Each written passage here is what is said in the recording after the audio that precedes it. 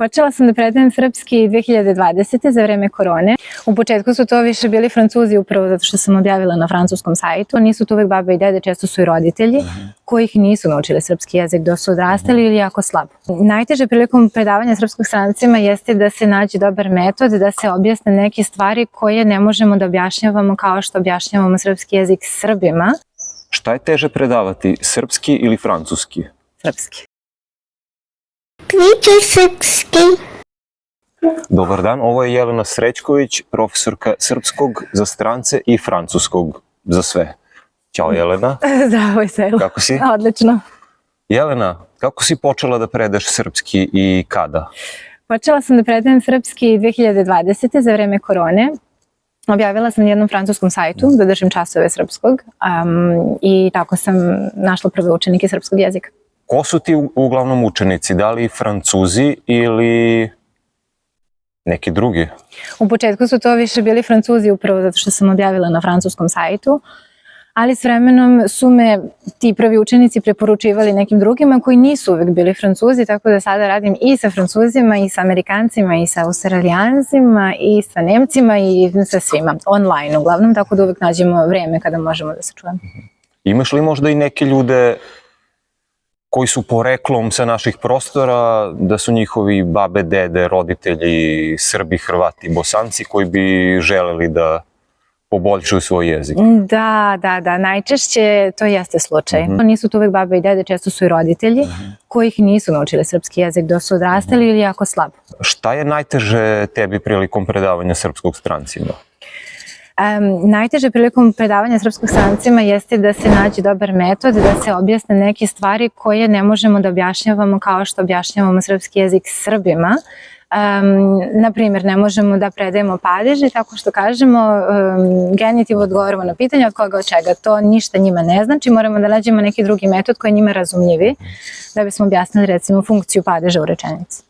I da li su padeži njima najteži ili ima još težih stvari za njih? Padeži svakako jesu teški, ali ono što je definitivno najteže, to su svršeni i nesvršeni vid glagola. Šta je teže predavati, srpski ili francuski? Srpski. Srpski za strance? Da.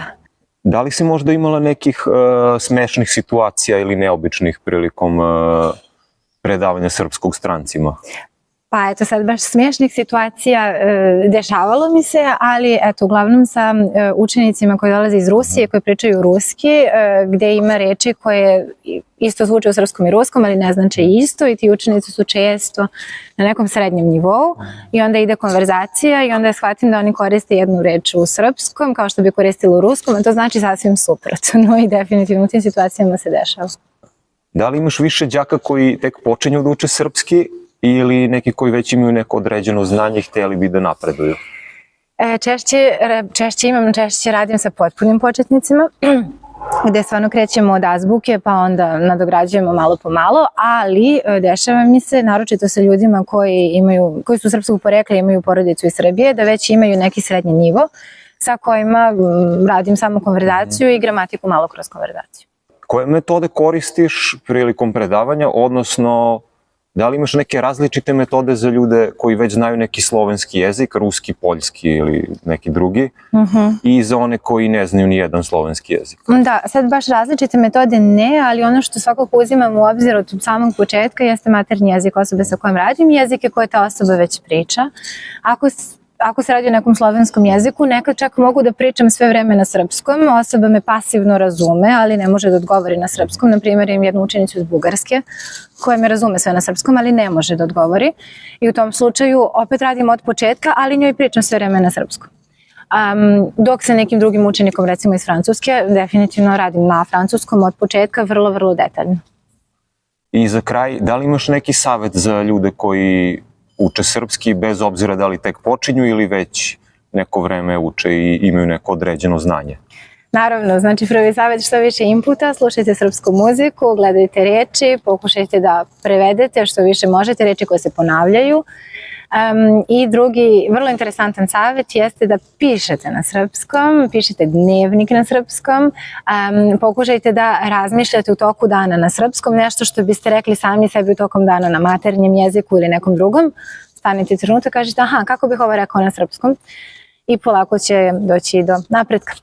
Ili mogu i da gledaju tvoj YouTube kanal. A naravno, obavezno treba da gledaju. Napisat ćemo dole i zapratite. Da, hoćemo, napisat ćemo zapratiti. Hvala ti. Hvala tebi. Vidimo se. Šta je? Ne. Ali sam polako počela da, kako se ono kaže, de bouche à l'oreille. Prenelo se sa niz koleno na koleno. Niz koleno na koleno, kako se kaže?